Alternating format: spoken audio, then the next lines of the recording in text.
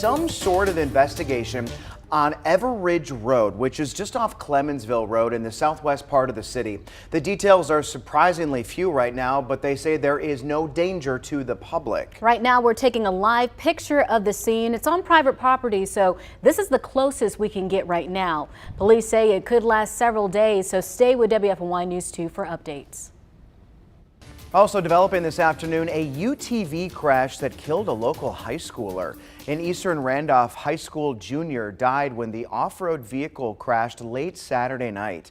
The Randolph County Sheriff's Office says 17-year-old Jessica Halliday died and a child was hurt. The Sheriff's Office says the crash happened in the driveway of the 17-year-old's home in Ramseur. We are still trying to find out how the crash happened and the condition of the other child. Halliday was planning on attending GTCC after high school and becoming a dental hygienist. The death comes as students go through their final week of classes. In a statement, the district superintendent wrote, "It is with extremely heavy hearts that the members of the Randolph County Board of Education and I extend our condolences to Jessica Halliday's family, as well as the students, staff members, and community members of Eastern Randolph High School." Grief counselors are on campus to support students and staff. Another 17-year-old is dead after being hit by a truck in Davidson County. North Carolina State Troopers said Austin Gaither was on a motorcycle when another driver, Byron Hyde, tried to pass another car. The head-on crash ejected Gaither from his bike and he died on scene. Hyde was charged with death by motor vehicle and driving while impaired. The investigation is ongoing. Greensboro police say they've arrested two 18-year-olds and a 15-year-old accused of a crime spree that included shooting into two houses with kids inside. Investigators say the string of crimes started just before 1 yesterday morning, where they shot rounds into a house on Huntley Court twice over a several-hour span. The adult and 3 children inside were not hurt.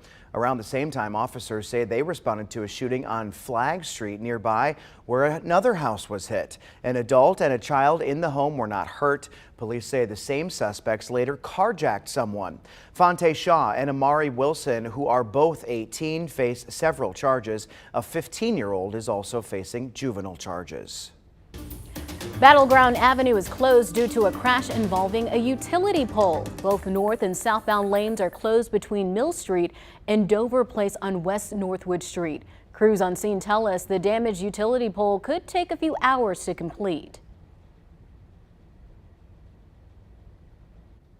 A flipped tractor trailer might impact your evening commute. This is at the intersection of New Walkertown and Williston in Forsyth County. The Sheriff's Office says it could be a while before it's all cleaned up.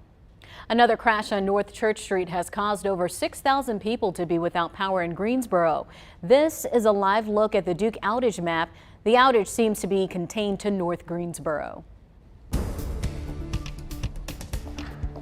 Well, we're watching the skies for maybe an isolated late day storm. There is that possibility. When we look at our time lapse for today, it's kind of a mixed bag, wasn't it? More sunshine than not, but some clouds moving their way through. And that'll be the case as we head into the night as well. We have to get our mindset right because, you know, as we get into these 80s, upper 70s really, and low 80s, that's when we have a chance almost every day of a pop-up late day shower. It's a very summer-like situation. Now, we don't see that every day in the 7-day, but it is something to start thinking about as we get further and further into June. 75 in Greensboro right now, 78 in High Point in Burlington. Asheboro, you're at 73, Mount Airy 76, and a comfortable 70 in Wilkesboro. Isolated storm possible tonight with that low of 60 degrees. We'll see highs tomorrow in the mid-80s, partly cloudy and warmer. And when you look out, we'll go to the wide shot here because there's not a whole lot happening right over us. You can kind of see a little bit of that frontal boundary to our north here. That will push back down to the south, and over the next little bit, we're going to watch that bring us that a rain chance. In fact, it's really more likely as we get into Wednesday. I mean, you can see this is Wednesday right here. As that front actually moves through, it'll cool us down and bring us about a 40% chance of late day showers and thunderstorms. So recapping for tonight, there's the isolated storm chance. We'll keep you posted. If you do see one, we'll watch for some lightning associated with that. But 60 for the overnight low. Highs tomorrow at 84. We'll see scattered clouds and it will be warmer. 7-day forecast, 84 degrees tomorrow. There's that rain chance with the frontal passage and 80 on Wednesday. Thursday, Friday, cooler and real. That's comfortable because on the backside of that cold front, it'll be lower humidities. 76 and 78 Thursday, Friday weekend. Perfect. Partly cloudy, 82 and 84. Our normal high is 82 this time of the year. Monday, another front will bring us a 40% chance of rain and a high of 80. People in Eden are still cleaning up today after a line of strong storms moved through Eden Saturday night. Downed trees and power lines covered city streets. Damaging winds and hail left thousands without power. A century-old oak tree toppled in a front yard, burying a house nearby. The owners told us they were just wrapping up painting and renovating ahead of a new tenant moving in. This is video from today. You can see the damage caused by the powerful storm. We talked to Hallie Thompson, who had a tree fall in her home. She said it was a very scary experience. The wind was so ferocious. I've never seen wind like that before in my entire life. Now, despite all of the damage, no one was hurt. You can continue to check on the possible storms coming through tonight with our free WFMY News 2 app. There you will find the latest weather alerts, radar, and the 7-day forecast. Our weather team will make sure you have everything you need to stay safe. Somehow no one was seriously hurt when a car slammed into a mobile home in Wilkes County over the weekend. The Miller Creek Fire Department shared these photos on social media showing a car wedged underneath the house. The car crash caused extensive damage to the home. The driver only had minor injuries and no one inside was hurt. Governor Roy Cooper wants to keep firearms away from children. Today, he launched a new campaign called NC Safe to protect children from gun violence. It will focus on teaching people how to safely store weapons using gun locks and safes. Recent data from the Pediatrics Journal shows more than 11,000 young people in the U.S. were injured by guns in 2020. The governor hopes his new initiative will combat similar statistics in North Carolina. The Guilford County Sheriff's Office is participating in the NC Safe Week of Action. The Week of Action is a statewide campaign dedicated to educating the community about safely securing firearms to make our community safer. They invite you to come out and join us in an effort to spread awareness about gun storage. A limited amount of gun locks and gun safes will be provided for free this week. President Biden and the First Lady will visit Fort Liberty on Friday. The White House says they'll promote job training programs at the former Fort Bragg. As you remember, the Department of Defense identified dozens of bases named after Confederate soldiers. They're all going through name changes right now. The Biden visit comes as the three top names in Republican politics will be in Greensboro, some the same day. Former President Trump, former VP Pence, and Florida Governor Ron DeSantis will speak separately at the state Republican convention starting Friday. The convention runs all weekend at the Corey Convention Center. We'll be right back.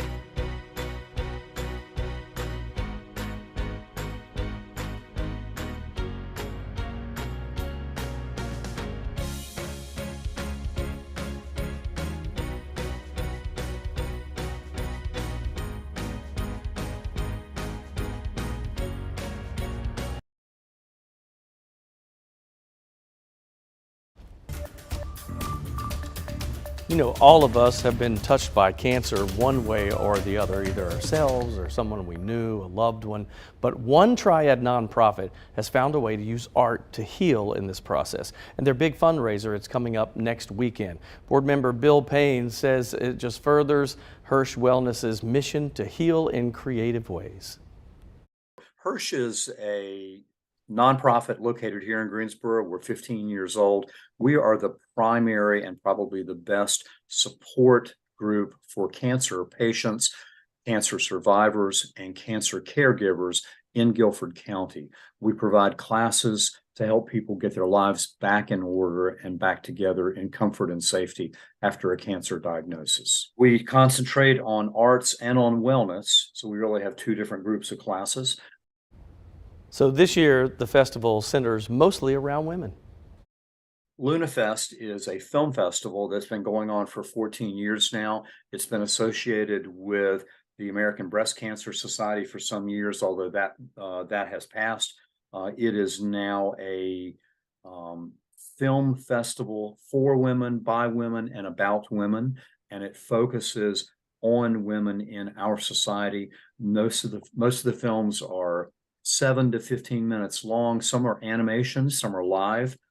They're all fascinating and really a great opportunity. So this is a great chance for you to see. Like, I love independent films and that type of thing. So it's kind of that that genre. But the money that they raise with this and donated goes to helping cancer patients and caregivers who go through a lot when they have to deal with cancer in a loved one. And they get free art classes, whether it's sculpting, writing, drawing, acting, singing, you name it. They do everything with the arts. And they have a lot of classes. I think every month they run about 30 of them, and they're for free. And there are not a lot of organizations that do the work that they do. I think they're the only ones in the Triad that do this kind of work. And they do a major art auction too once a year. So this fall. is like the second biggest fundraiser for them. I like the words on the bottom of the screen here, using the arts to heal. I mean, think about how important the arts are to just the way that we feel and allowing us to express or feel emotions that maybe other things aren't able to do. And a form of escape as well too, especially if you're dealing with a sickness like cancer, or even if you're a caregiver, just having that escape from everything that's going on in the world. And I think the arts definitely provide that. It's a break, you know. I think it's like the mental break. You know, when you've, I'm not going to even try to compare an average work day to what cancer patients are going through, but no matter what your life is, you need a break from all of it. Every once in a while you need that stress break and to get kind of separated. And you're right, to me the arts are an expression of emotion. And that's what they need to get this out. Some of the paintings that they've done, even people that aren't trained artists, but they're cancer patients, I mean, you can see it on the canvas. And they're beautiful. And some of those are the artwork that go up for auction in their second fundraiser that they had in the year. Yeah, so support it if you can. All right, well, heading to another organization here in Greensboro, raising money to expand their mission. The Mustard Seed Community Health Clinic is a small Greensboro-based clinic serving patients who do not have insurance or savings to afford health care. They had a big response during the pandemic, helping get vaccines to those in need, but nowadays they help with different kinds of treatment and support for mental and physical health. The Sowing Seeds for Health celebration is coming up this Saturday. 3 hours of family fun will include a kids parade, games, and the band Big Bang Boom. It starts at 10 a.m. this Saturday at First Baptist Church on Friendly Avenue. We'll be right back.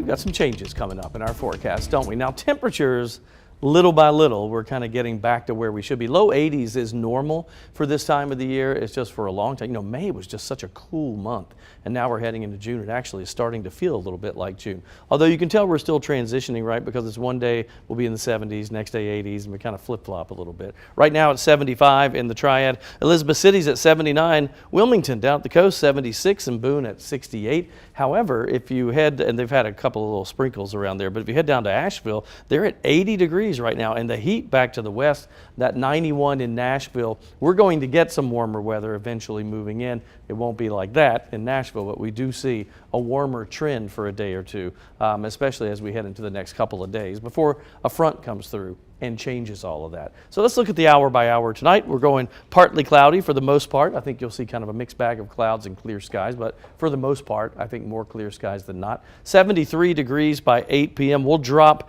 into the 60s by 10 p.m. and then that steady drop overnight, and by tomorrow morning, we think that low will be about 60 degrees. Now look to the north, and you see on the map here that cold front. That will get here by Wednesday. Until then, we're kind of in the warm sector until that cold front moves through.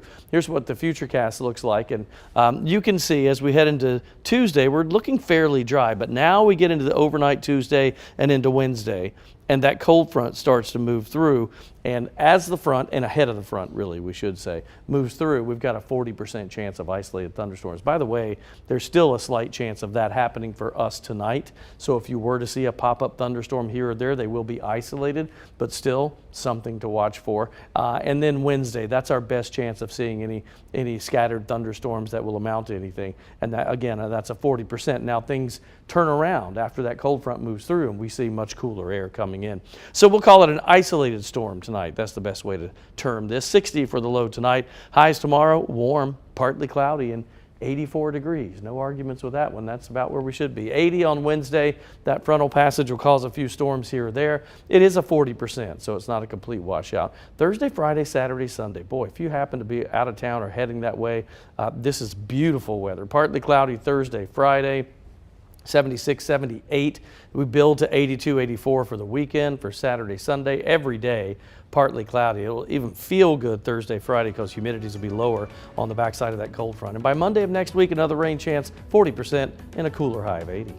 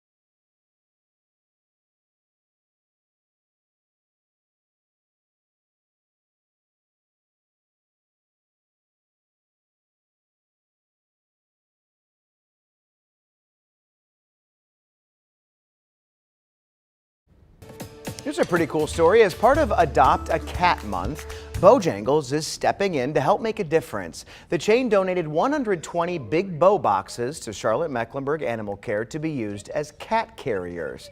As you might know, this is the height of kitten season when the largest number of kitten litters are born. The school year is winding down and tests are still being taken. You know, it can be stressful for our students, but a teacher in Georgia is helping provide support in a different way. Our sister station in Macon, Georgia introduces us to a special emotional support animal. They walk by my classroom. Is she here? When Magnolia comes by, everybody stops, looks at her, wants to speak to her. She also danced too. She's cute. In room 107 at South Dodge Elementary, they had a new kid in class this year. Magnolia, the emotional support goat. I've raised her since she was 2 days old. Anna Clemens has a farm and her day gig is teaching. She says, believe it or not, a goat can have a calming effect on kids. When they're struggling with reading, she just sits and listens to them. She's an impartial person. She doesn't judge them if they're struggling. So this is Anna's 10th year teaching. First, though, at South Dodge Elementary. And can you imagine that conversation when she went to her principal and said, hey, I got an idea. Let's bring a therapy goat to class. Yeah. And he was like, really? I was like, well, she's a small goat. She's a Nigerian dwarf. And I was like, and she wears a diaper, so you don't have to worry about anything on the ground. Unless it's vegetation or something that falls out of a notebook. She will eat paper, so instead of dog eating the homework, the goat will eat the homework. Despite a few flaws, Magnolia meshes well with everyone. She's not an everyday treat. She makes an appearance every other Friday. I even have a stuffed little goat on my desk. Even when she's not here, they'll grab and pet her and love on her, thinking it's Magnolia. So in this school, as little hands and little hoofs spawned, Magnolia truly is the goat, the greatest of all time. You can ask my students who's number one. They'll always say Magnolia. Oh, so cute. So this got us thinking, did you ever have a classroom pet? I asked you on my Facebook page. Melita says, we had a hamster for a class pet, at least until it bit the teacher. Rose says, my 5th grade teacher was Miss Alice Hall and our class had a pet turtle. Can't remember his name. Daryl says, when I taught middle school, I had hermit crabs. And then Michelle wrote, my high school bio teacher had hissing cockroaches. Cockroaches as pets, that seems kind of scary. That's great. And that's a Madagascar hissing cockroach. I've held that at the Science Center. They're like that big. Oof. Ugh, no thank you. Lots of protein, though. That's right. You can eat them. When you're out in the wild, nothing to do. How about you guys? So my 7th grade biology teacher had a turtle, but I don't remember its name. I don't remember us ever interacting with it. You know, when you see on TV, the kids are like, oh, we got to take turns taking the animal home. We didn't have that, but my 7th grade bio teacher did have a turtle. We had a gerbil in a middle school class. I can't remember, I think it was 7th grade science, we had one, but it was the meanest thing. It bit everybody, so nobody took it out to play with it or anything. Really? You just kind of fed it and looked at it, yeah. We had, when I was it was either kindergarten or 1st grade, we all got eggs and we hatched them. Oh, that's cool. I don't know if you ever did that, but yeah, so we obviously we didn't take them home. We kept them in the room and just observed every day as they would we're like, okay, one of these things gonna hatch. I love that. And then they finally did hatch, so it was cool. So when I was in 2nd grade, we had a cricket unit, and so we learned about crickets, and we all got a cricket, and we had to make our own homes for them. And I remember my parents went to a salad bar and got the to-go container, a clear one, and that's what we made our home with. But mine ended up passing away. They usually do. Well, Kids don't. Didn't live long. I remember I was like, I know I fed it apples, but Goldfish from the fair, hermit crabs from the beach. Yep. Never make it long. Yeah. We actually had to do that too with the crickets, but I used like a 2-liter bottle. Oh, okay. Like a soda bottle. Kept it in there. Cricket in a bottle. Yeah, all right. Well, students at a school in Greensboro got quite the high-flying treat today. The principal at Washington Montessori went up in an airplane to read the morning announcements. The announcement is a daily occurrence for Principal Paul Travers, but this one was a new one. He typically gives the announcements in different locations to show students places they might not have been and hopefully inspire them. It's great to think about what these exposures can inspire. Today I have my son who's going to be flying with me, and he came here with us in the beginning of the year and learned about aviation. And he looked at me and said, Dad, I want to be a pilot when I grow up. You know, that's huge. We hope that these locations, I'm going horseback riding in a little bit. I've been to the Grasshopper Stadium. We've been to a number of different places. And so we just hope that students can be inspired and step into that. It'll mean the world. If when I go back in the building and students will say, hey, I want to be a pilot, or I want to train horses for therapeutic reasons when I grow up. I mean, it would mean the absolute world for those students. And cool to be able to say hello to your teacher or principal while they're high in the sky. Well, Trevor says the tradition started 3 years ago when Zoom took off. Good for him. That's awesome. We'll be right back.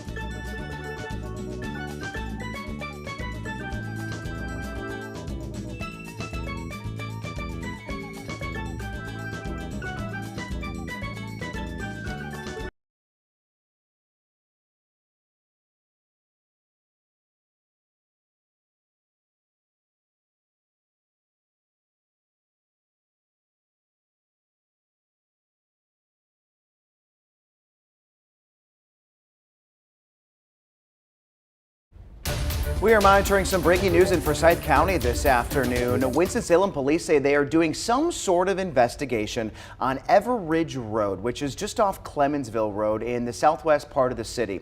The details are surprisingly few right now, but they say there is no danger to the public. Right now, we are taking a live picture of the scene. Again, this is on private property, so this is the closest we can get right now. We are keeping an eye on this. Police say it could take several days. Stay with WFMY News 2 for updates.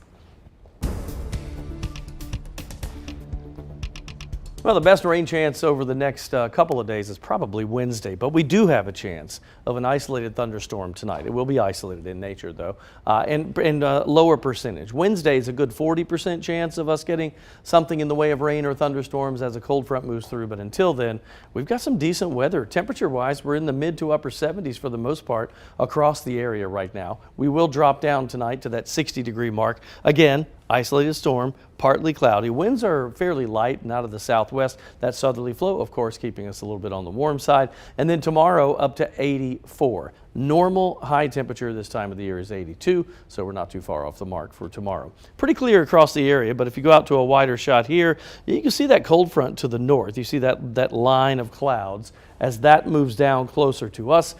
Eventually, that's the Wednesday rain, we think, and then on the backside of that cold front, cooler air, and we see our temperatures again do a little roller coaster action for the next 5 days. I will say this, though, Thursday, Friday, Saturday, Sunday is a great stretch of days.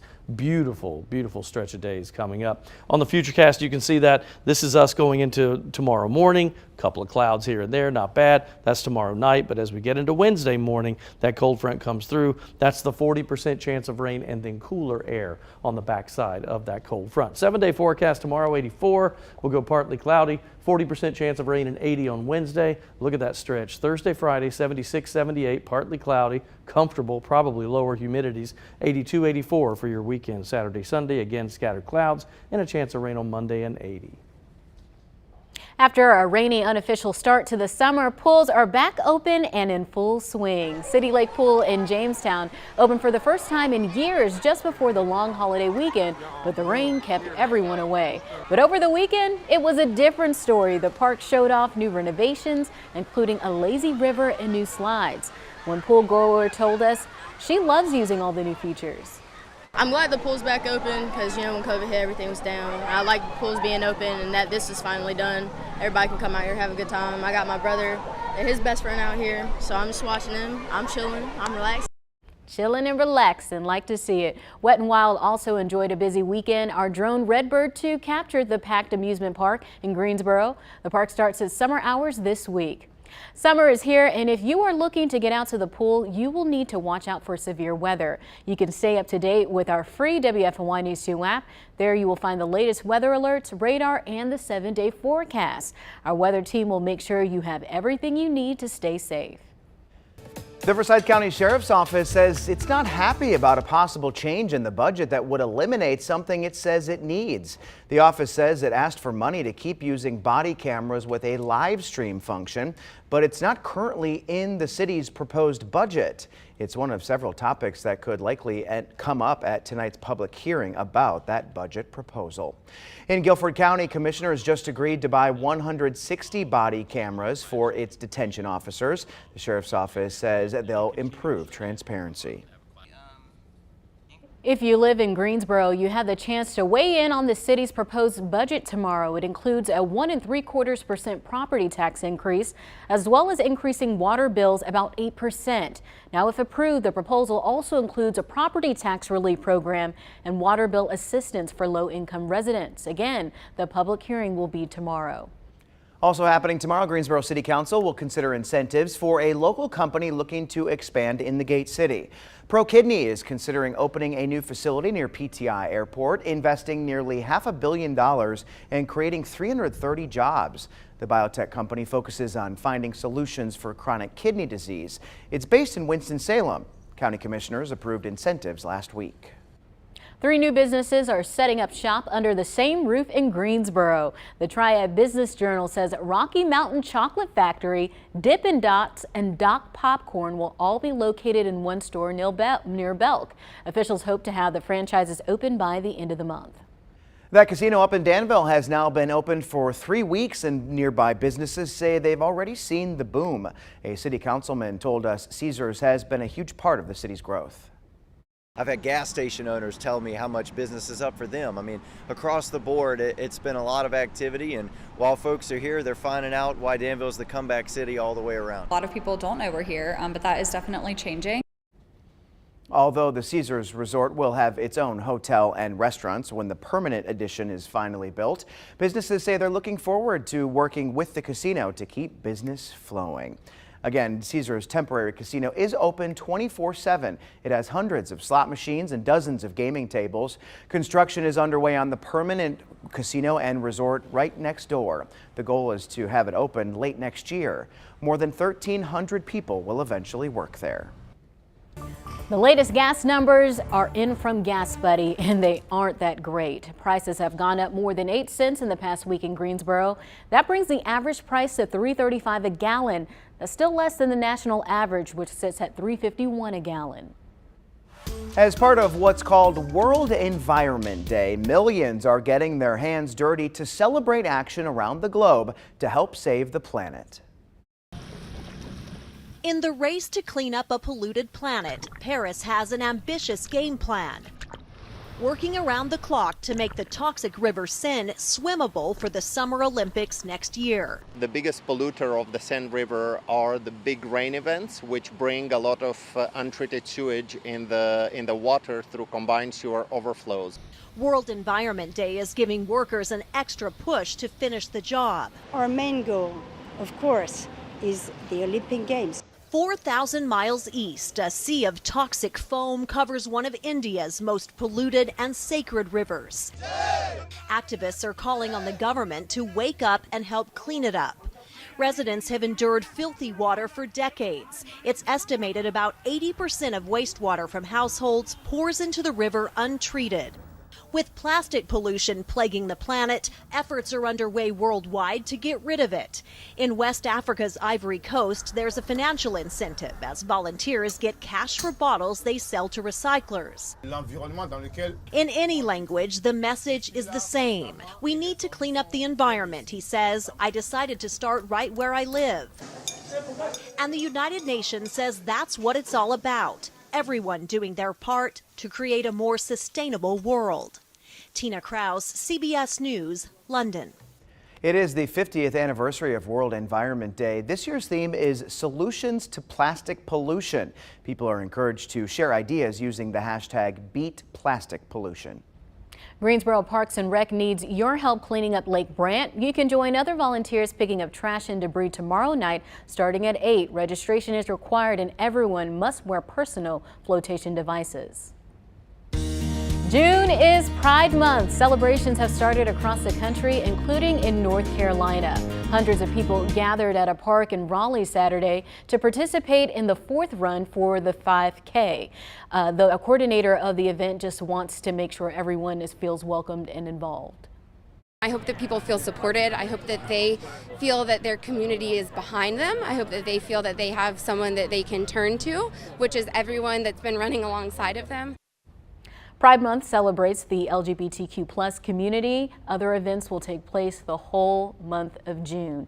And that's what it's all about, just celebrating everyone, inclusion, and learning about other communities. I think it's a great thing. I think it's good too for everybody. I'll even say, every culture, every identity, to just at least learn a little bit about each other so that you feel like you have some perspective. If you don't have perspective, then you're blind, you need to take that time. And I think for me, I was just talking about learning about some of the history behind some of the movements that we have seen over the last few years and even decades. Last year when I was in New York City, I was able to see the Stonewall Inn, which is where, basically the gay rights movement started after there were some brutal police beatings and riots that went on for days and days. And it just gave me a better appreciation and a better understanding of marginalized groups and how we as a people play a role in making sure that everybody is accepted, heard, and just respected. Because that's how we grow as a society. That's how we grow as a country. When we appreciate each other, learn about each other, and ask questions. It's okay to ask questions too. We were founded on a country with open arms, supposedly, so we got to live that.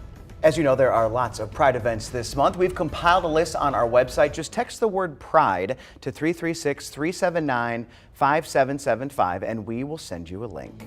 We'll be right back.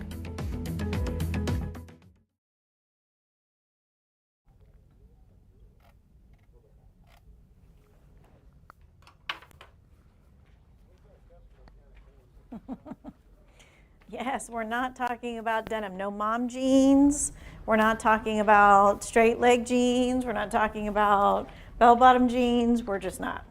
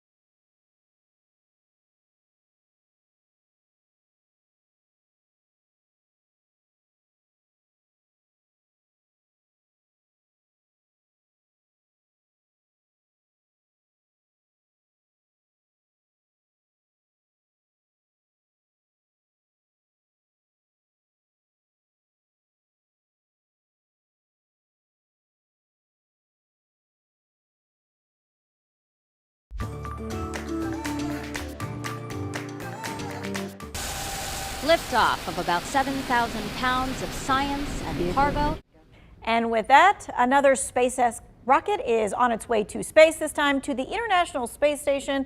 I think it's always like really cool to be able to watch a launch. You do it in Florida all the time. Right, but even like watching it here, Yeah, and they show all the different angles and stuff like that. I like, because now you can watch like the telemetry in live, you know, how fast it's going, what angle it is. All of that. Well, what's particularly interesting about this one is that a North Carolina high school senior won a contest, and her experiment, it's on that rocket. Genes in Space, it's an annual national science competition. It's an ideas competition. Students from grades 7 to 12 submit their ideas for a molecular biology experiment, and they take advantage of the environment of space to test our understanding of how living things react in conditions like microgravity and radiation.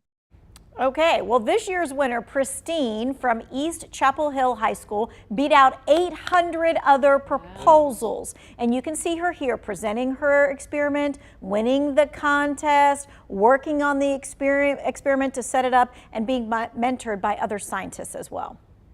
When I was first getting involved in Genes in Space competition, I didn't really have a background in space biology. So one of the first things I did was just go to the internet and try and learn about the field. I learned about this study called the twin study. And so in it, one twin was sent to space while the other was on the Earth. And so that study documented the changes between the two. And of those changes, one really stood out to me, and it involved the twins in space's genes. Okay, so in a very simplistic explanation, Right over my head. the experiment is going to look at the causes of why certain things happen to your DNA when you're in space versus what would happen to your DNA if you were on the Earth. And so the twin study, right? So Mark Kelly and his brother, right? He was in space for 1 year, he was on Earth for the other year, and so they kind of looked at their different DNAs. But her question was, but why? But why? Why does it happen? Why does the DNA lengthen, or why does it not lengthen? And so basically she's going to be putting, and this is very simplistic, my friends, glow sticks that are filled with synthetic DNA. And so they will glow more if the DNA grows longer or grow less if the DNA shortens up. So aging or not aging. So a visual proof. Yes. Wow. Yes. I love that. And that's a simplistic way for me to describe it. That's wild. Even if you are an adult and you are, Yes. the smartest scientists on the planet, I would say, how did you come up with that kind of science? It's an experiment. And now we've got a high schooler doing this. Yes, and to think that she was one of 800. So there were all of these kinds of ideas that were coming out from kids. And then they get to be mentored by other scientists from MIT and Harvard and things like that. And they get to say, hey, this is what I did with my science ideas and whatever else. And here's what you can do for your lifetime of how do you publish things for science? What kind of career do you want to do? That kind of stuff. So when she writes what you did over the summer, I know, right? essay next year, Right. Worked with NASA. What'd you do? Yeah, I was going to say, I'm excited to see what she does next. I mean, she could be the next creator of a new vaccine or solve have no cancer. idea. Right. I mean, I'm excited to see her I don't future. know. Well, her next step is UNC Chapel Hill. You'd be happy about that. So she's going to college there for biochemistry and things that I said. I was a communications major. You need to I don't even tell know me what this biochemistry very means. simply. Very good. Very good. All right, we'll be right back.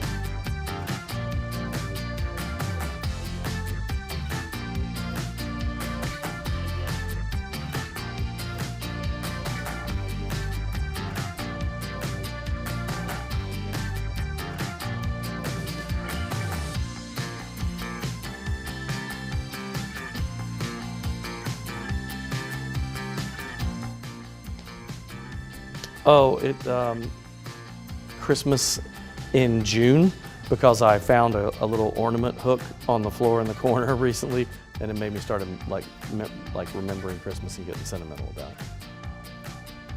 Yeah, I know, but this is Christmas in June. It's almost 6 months away. Shut up, state boy. What? I don't know why they do. I know, like it should be June.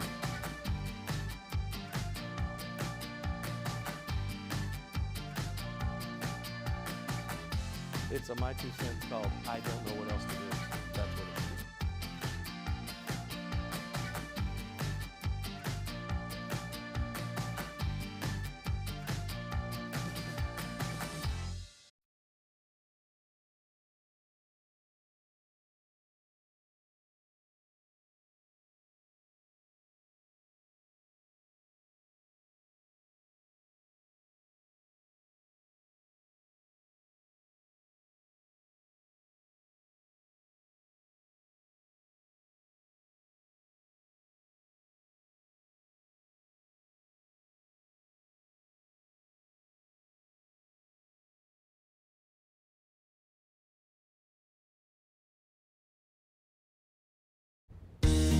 New data shows the impact beer has on the state economy. A new report says more than 75,000 North Carolinians are employed by the beer industry, bringing in nearly $13 billion. The state's Beer and Wine Wholesalers Association says we have 500 craft brewers, and they're not just hiring people to make beer, they're also employing people in retail and distribution. And with all the breweries and the wineries across the state, everybody has their favorite. So I asked you about yours on Facebook. Here's what you said. Allison said, Metaloni Cellars, just beautiful sunsets, great venue, amazing cabins. The staff is wonderful. They treat you like family. They make their own wine, and it is amazing. What more could you want? Mary says, Grove Vineyards, delicious wine, great atmosphere, community support. First learned about them when they sponsored MS Bike Rides, and she said lots of gratitude toward them from her. Candace says, Childress Vineyards, love their Riesling, and Red Oak Brewery, love their Hummingbird Hell's Golden Lager. Plus, they have a beautiful place with lots of activities. Duncan and Terry Bryan say Reynolds Brewery in Eden, they love their Caspian White.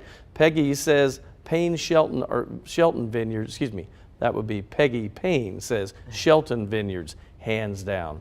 Yeah, I have lots of favorites. Shelton is sentimental to me because when my wife and I got married, we did a destination wedding. It was second marriage for both of us, so we went off by ourselves and got married. And our party when we came back with all of our friends was at Shelton Vineyards. Cool. So Nice. Lots of good memories there. I've been to quite a few places. Metaloni, is that how you? Metaloni, I went there once, and me and my friends just kind of stumbled upon it, and it was really, really nice. Really enjoyed it. Loved the view.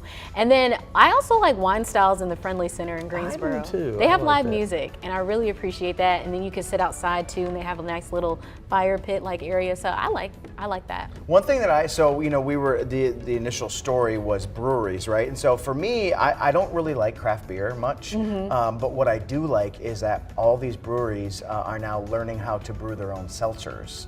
Yes, that's right. Which I love, because I mean, I'm a seltzer guy. I enjoyed drinking hard seltzers. So I like to see how they're experimenting that kind of way. And I think it also helps bring in more customers who don't typically drink beer. Yeah, I want to go to a cidery. Is that how you say it? Yes. Yeah, yes. because I'm not a beer drinker, but I do appreciate a nice cider, so I want to go to a cidery. You have to go to some breweries have a lot of cider options as well.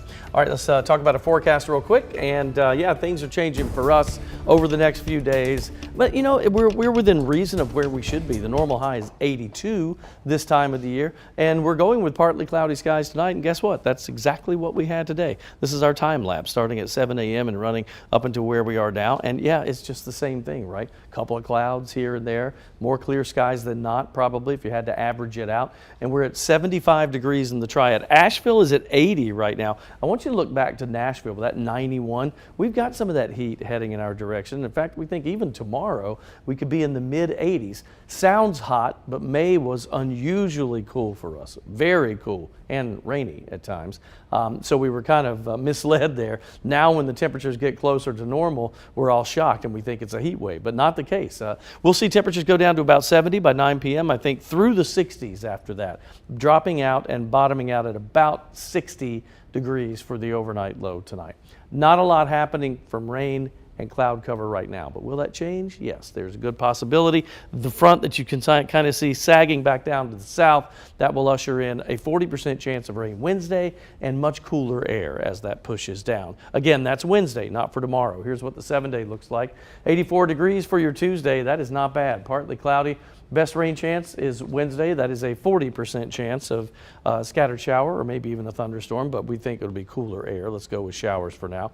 80 degrees. Then beautiful, lower humidity, partly cloudy, mid to upper 70s Thursday, Friday. Still partly cloudy, no mention of rain for your weekend. 82 and 84 for Saturday, Sunday. 40% chance of rain Monday and a high of 80.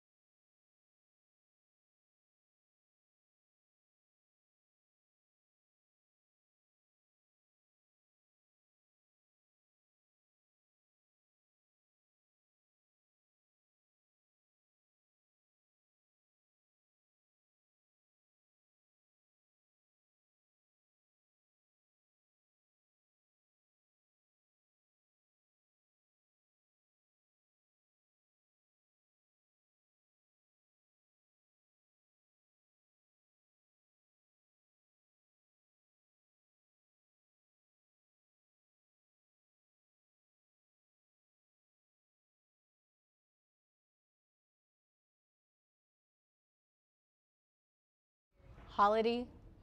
Okay. 1, 2, 3. Students at One Triad School got a surprise from the skies today. Hello, 1, 2, 3, 4, 5, 6, 7, 8, 9, 1, 2, 3, 4, 5, 6. I'm about to do a mic check, and I can hear me doing a mic check. Ice cold milk and an Oreo cookie. For some reason, Turn it off and turn it back on.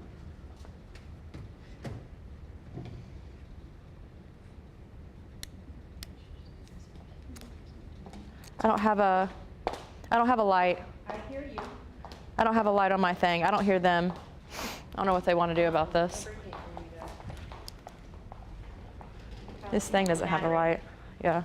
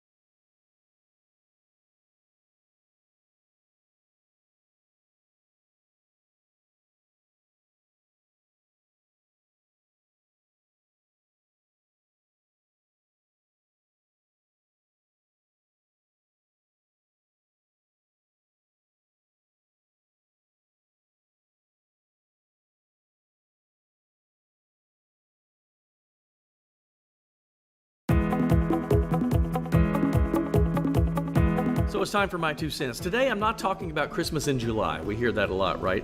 I'm talking Christmas in June. Because recently in our house I found a tiny little ornament hook lying on the floor in a corner somewhere, and I thought, that you hang the ornaments on the tree with.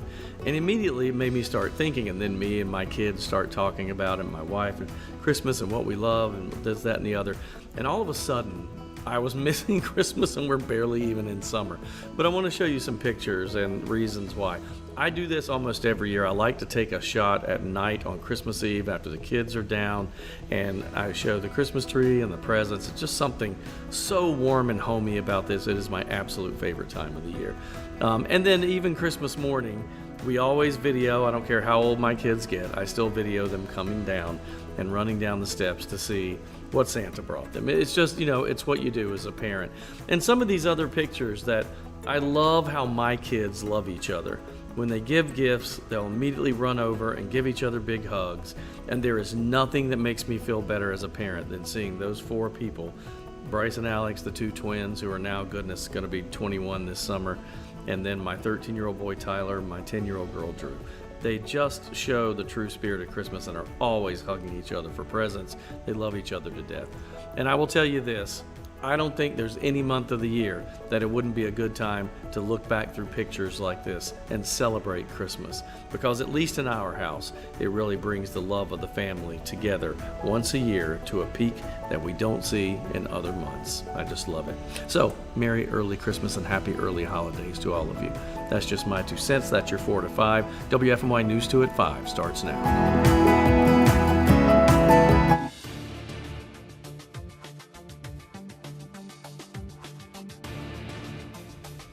A family, school, and community are mourning the loss of a Triad student. Randolph County Sheriff's Office says Jessica Holliday died Sunday in a crash involving a UTV. She was a 17-year-old junior at Eastern Randolph High School. She had dreams of starting a career in dentistry. WFMY News 2's Amber Lake spoke to her mom.